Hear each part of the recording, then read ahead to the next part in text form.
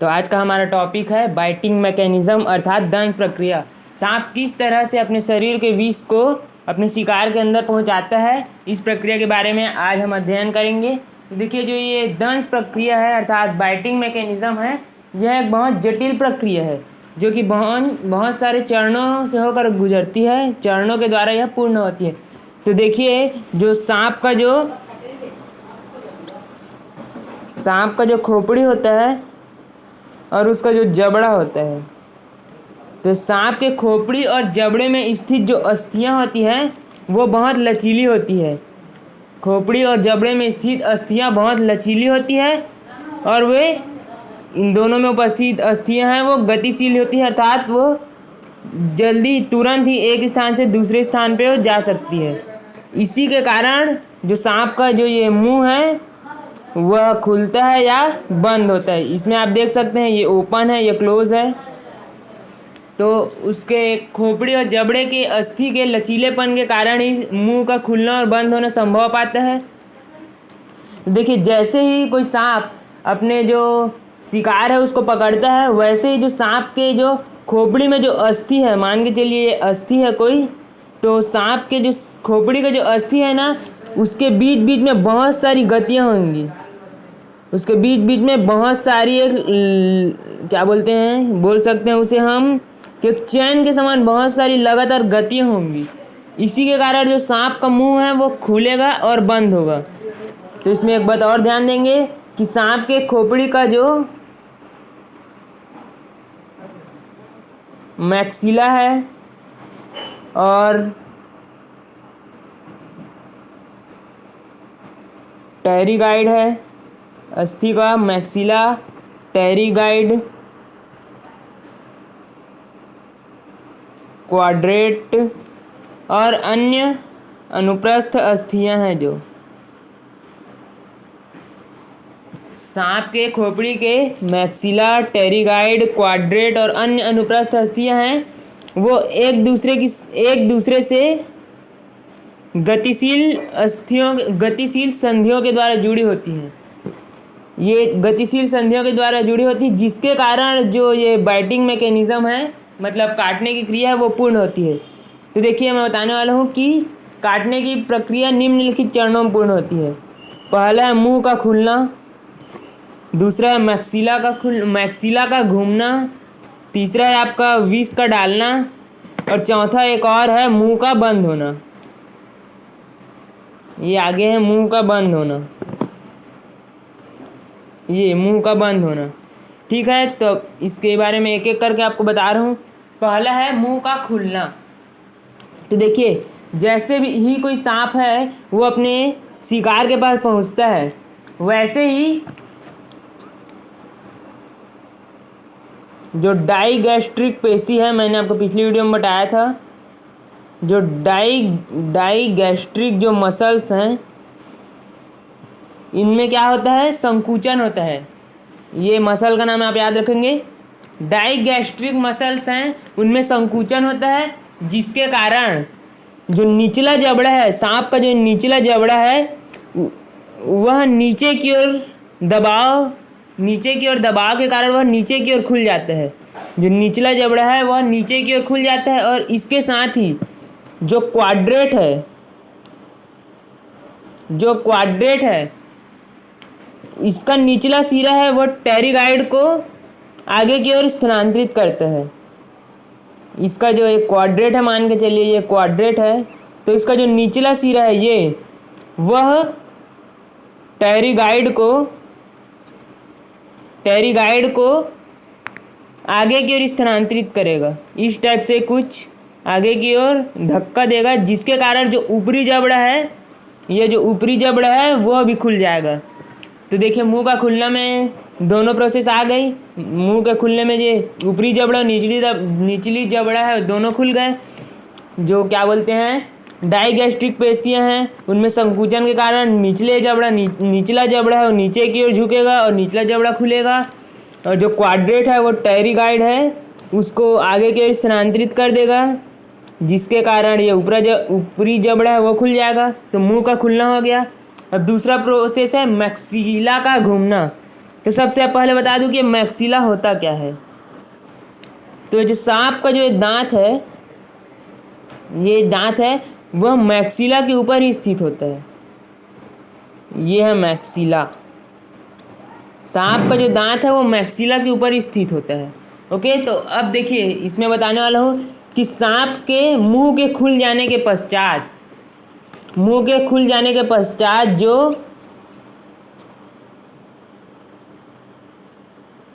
जो protractor टेरिगाइड muscles हैं, protractor टेरिगाइड जो मसल्स हैं, इनका संकुचन हो जाता है। ये देखिए आप, प्रोट्रैक्टर टेरिगाइड मसल्स का संकुचन हो जाता है, जिसके कारण जो टेरिगाइड है वह आगे की ओर स्थानांतरित हो जाते हैं। टेरिगाइड आगे की ओर स्थानांतरित होता है, जिसके कारण जो एंटी टेरिगाइड है वह ऊपर की ओर स्थानांतरित हो जाते हैं। याद रखेंगे, जो टेरिगाइड है वह कहाँ होगा, आगे, और जो एंटी टेरिगाइड है वह कहाँ होगा, ऊपर। ऐसे स्थानांतरित हो जाएंगे। उसके पश्चात जो एंटी टेरिगाइड है उसके ऊपर की ओर स्थानांतरित होने के पश्चात जो मैक्सिला है, मैक्सिला जिस पर कि 20 दंत स्थित होते हैं, वह 90 डिग्री कोण से घूम जाता है। 90 डिग्री कोण से घूम जाता है, जिसके कारण जो सांप का जो दांत है, जो दंत है, वह सीधा होकर आगे की ओर खड़ी हुई अवस्था में पाया जाता है। ये इस रूप में, ये दांत है मान के चलिए, यह सीधा होकर आगे की ओर खड़ी अवस्था में पाया जाता है। उसके बाद तीसरा है विष का डालना। शिकार के शरीर में विष का डालना या पहुंचना। तो देखिए इसमें जब यह मैक्सिला घूम जाता है, उसके पश्चात जो सांप की जो ये विष ग्रंथि है, उसके आगे जो ये विष नलिका है, ये जो विष नलिका है, इसमें स्थित जो विष है वह इस दांत के अग्र खांचे की सहायता से शिकारी के शरीर तक पहुंचता है। अब इसमें एक और प्रोसेस देखिए आप, ये विष ग्रंथि है,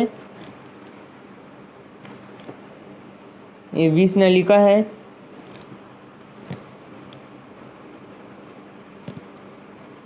और ये आगे का नुकीला दांत है, ये दांत है। ठीक है, तो देखिए जो ये विष नलिका है, इसके अंदर क्या बताया मैंने कि जो विष है वो है, तो इसके चारों ओर, विष नलिका के चारों ओर क्या पाया जाता है, कॉन्ट्रैक्टिव पेशियां।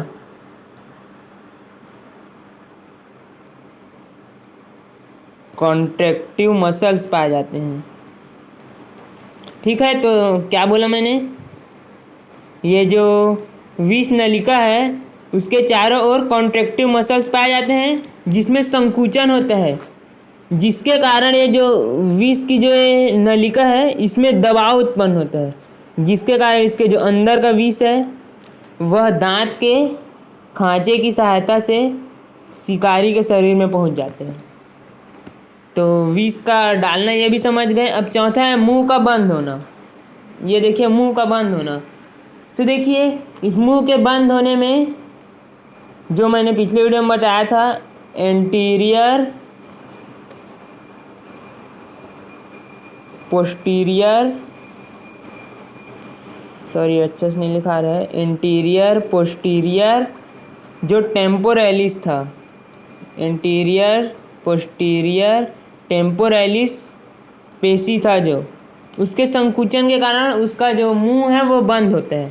तो ये जब संकुचन होता है उसके बाद जो अस्थियां हैं, जो मसल्स हैं और जो विषदंत है, ये सब अपने वापस स्थिति में वापस आ जाते हैं, पहले जैसे थे वहीं वापस आ जाते हैं, जिसकी सहायता से सांप का मुंह बंद हो जाता है।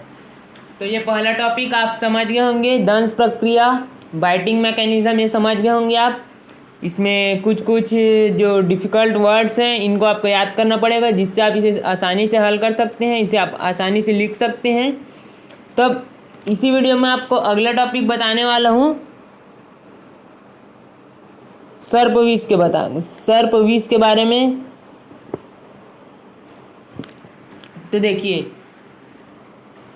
आप इस टॉपिक में भी आप शुरू में लिख सकते हैं कि जो सांप का जो विष ग्रंथि है उसके आगे की ओर विष नलिका निकलती है, जिसमें सर्प का विष होता है, जो चारों ओर के कॉन्ट्रैक्टाइल जो मसल्स हैं उसमें संकुचन के कारण दबाव महसूस करता है, और इसमें से जो विष है वो दांत के अगले भाग से शिकारी तक पहुंचता है। ये आप लिख सकते हैं अगर आप चाहें तो। वरना आप लिखेंगे कि ये जो सांप का जो विष है वह हल्के पीले या फिर हरे रंग का, यहाँ लिख देता हूँ मैं, हल्के पीले या फिर हरे रंग का चिपचिपा द्रव होता है। हल्के पीले रंग का चिपचिपा द्रव होता है। देखिए, इसमें एक बात और लिखेंगे आप कि जो सांप का जो विष होता है ये विषैला तभी होगा जब ये विष शरीर के ब्लड के साथ मिलेगा। आप इस बात को समझ गए होंगे कि जो सांप का जो विष है वो तभी हानिकारक होगा जब वह शिकार के किसके साथ, रक्त के साथ मिले। जब तक जो विष है वह शिकार के जो ब्लड है उसके साथ नहीं मिलेगा तब तक वह विषैला नहीं होगा। देखिए, जो विष है वह एक ऑर्गेनिक कंपाउंड है। क्या है? कार्बनिक पदार्थ है। ये भी लिखेंगे आप कि जो सांप का विष होता है वह ऑर्गेनिक कंपाउंड होता है। ठीक है, तो अब मैंने आपको बताया कि जब तक वह रक्त के साथ नहीं मिलेगा वह विषैला नहीं होगा। देखिए, यदि कोई जो भी मनुष्य है या कोई भी जो जिसके लिए वह विष हानिकारक है, वह यदि विष को अपने शरीर के अंदर निगल लेते हैं और वह विष उसके मुख और आहार नली से होते हुए आगे चले गया, और यदि उसके मुख में या फिर जो उसके आहार नली उसमें कोई भी घाव उत्पन्न नहीं हुआ, अगर कोई घाव उत्पन्न नहीं हुआ तो वह विष अपना कार्य नहीं कर पाएगा, और वह जो एनस है उसके थ्रू वह बाहर निकल जाएगा। अर्थात यदि वह मुख से होते हुए, आहार नली से होते हुए सीधा डाइजेशन के थ्रू अगर बाहर निकल गया तो वह विषैला नहीं होगा, वह विष हानिकारक नहीं होगा। लेकिन यदि वह ब्लड के साथ घुल गया, ब्लड के साथ यदि घुल जाता है तो वह विषैला कहलाएगा और वह विष बॉडी पर इफेक्ट करेगा। तो देखिए, हम जो ये सांप के विष है उसको वाटर, सॉल्ट और ग्लिसरॉल इनमें हम घोल सकते हैं। वाटर, सॉल्ट, ग्लिसरॉल इनमें घोल सकते हैं। इसमें घोलने के बाद भी जो वो सांप के विष का जो विषैलापन है वह बना रहता है। और इसके अलावा जो पोटेशियम परमैंगनेट है, ये पोटेशियम परमैंगनेट है, या फिर जो सिल्वर नाइट्रेट है, ये लिख देंगे आप। पोटेशियम परमैंगनेट और सिल्वर नाइट्रेट इन अभिकर्मकों के साथ भी जो विष है उसको अवक्षेपित किया जा सकता है और उसके बाद उसे सुखाकर उसके विषैले गुण को बरकरार रखा जा सकता है, ये लिख देंगे। तो अब ये आप जान रहे होंगे कि विष किस तरह से अपने जो शिकार है उसके अंदर गया। अब अंदर जाने के पश्चात उसका उपचार हम किस तरीके से कर सकते हैं ये देखिए। तो इसमें एक प्रक्रिया है जो सबसे मुख्य है, वो है एंटीवेनिन। क्या है? एंटीवेनिन, या इसे ही एंटीवेनिम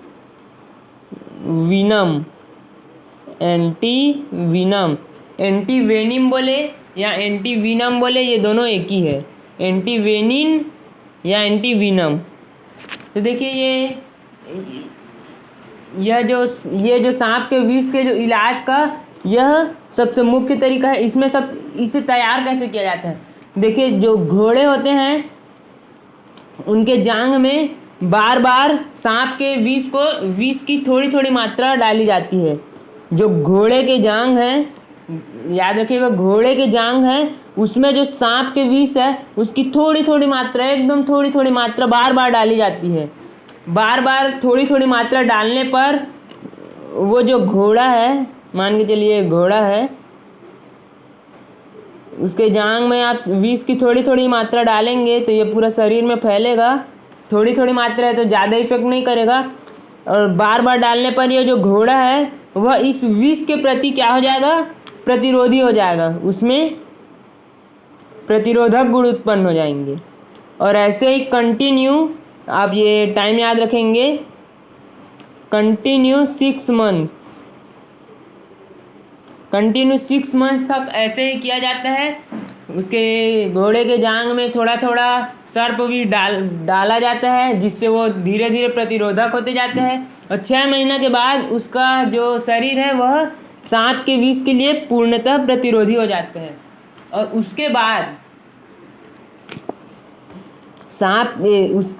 उसके बाद जो घोड़े के जो ब्लड है उसको उसके शरीर से निकाला जाता है। ये प्रोसेस याद रखेंगे। पहले ब्लड को निकाला जाता है, उसके बाद इससे ब्लड सीरम को अलग किया जाता है। ब्लड सीरम को क्या किया जाता है? अलग किया जाता है, और इसे संरक्षित करके रखा जाता है। और यही क्या है? एंटी वेनिन या एंटी विनम। ठीक है, ये तो एक वेनिन और एंटी विनम ये उपचार था। इसके अलावा यदि हम लेट कर दें, आपको पता है, तो वो विष ज़्यादा खतरनाक हो सकता है और जो मरीज है उसकी मृत्यु भी हो सकती है। तो इसके लिए कुछ प्राथमिक उपचार भी दिए गए हैं। ये जो सांप के काटने का जो प्राथमिक उपचार है वो भी दिए गए हैं, तो इसको ही मैं बताने वाला हूँ। देखिए, सबसे पहले यदि किसी व्यक्ति को सांप काटता है तो आप सबसे पहले उसको आप ये बोलिए कि नहीं, ये सांप विषैला नहीं था।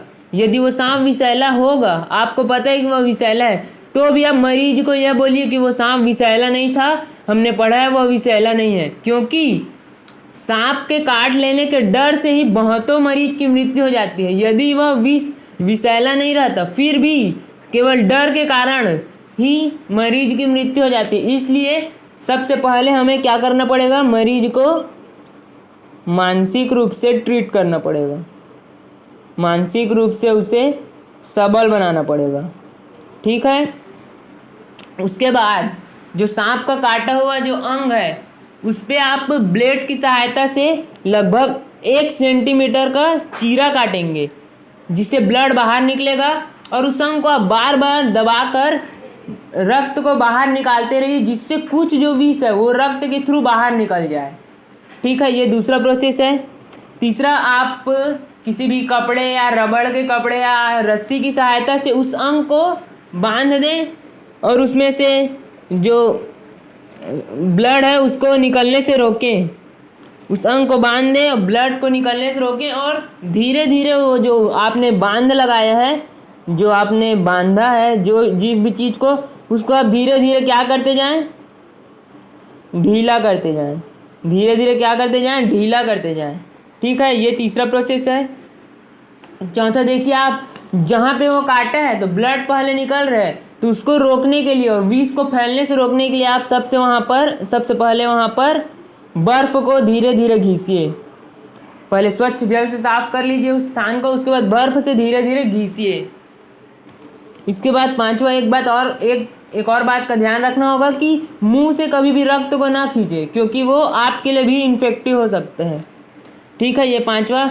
छठवा है कि उस मरीज को किसी भी प्रकार की उत्तेजना या दबाव से दूर रखें।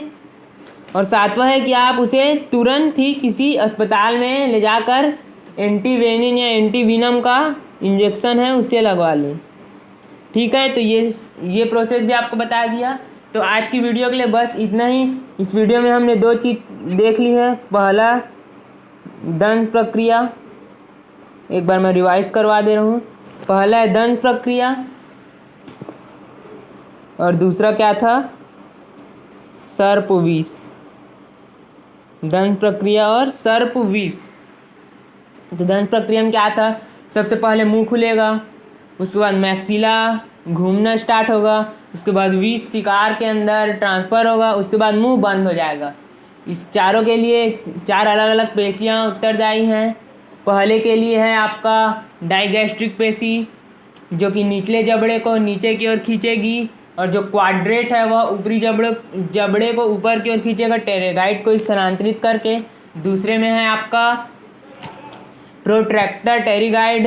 ये जो पेशी है उसका संकुचन होगा, जिसके कारण जो टेरिगाइड है वह आगे की ओर खिसकेगा, जिसके कारण जो एंटी टेरेगाइड है वह ऊपर की ओर खिसकेगा, और वह जो मैक्सिला है वो 90 डिग्री में घूम जाएगा, और जो दांत है वह सीधा होकर आगे की ओर खड़ी हुई अवस्था में पाया जाएगा। तीसरा है जो विष को डालना, इसके लिए जो विष की नलिका है उसके चारों ओर कॉन्ट्रेक्टाइल जो मसल्स होते हैं उनमें दबाव वो संकुचित होंगे, जिसके कारण जो विष की जो नलिका है उसमें दबाव उत्पन्न होगा, और विष जो उसके फैंग के थ्रू अर्थात विष दंत के थ्रू वह शिकार में पहुंच जाएगा।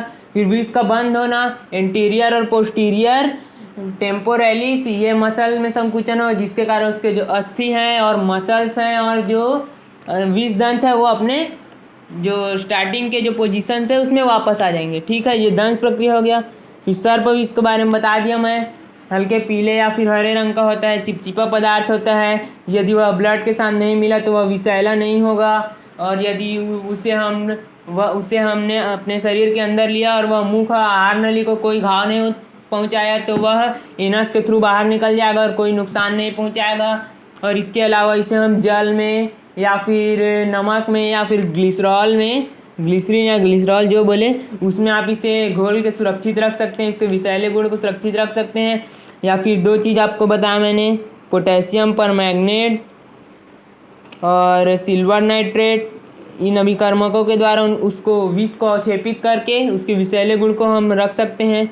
इसके अलावा एंटीवेनिन बताया मैं, घोड़े के जांघ पे बार बार सांप के विष को डालकर उसे प्रतिरोधी बनाया जाता है। उसके बाद उसके ब्लड को निकालकर उसके सीरम को संरक्षित रखकर एंटीवेनिन बनाया जाता है। फिर उसका प्राथमिक उपचार मैंने आपको बताया अभी, तो आप इसका स्क्रीनशॉट ले सकते हैं।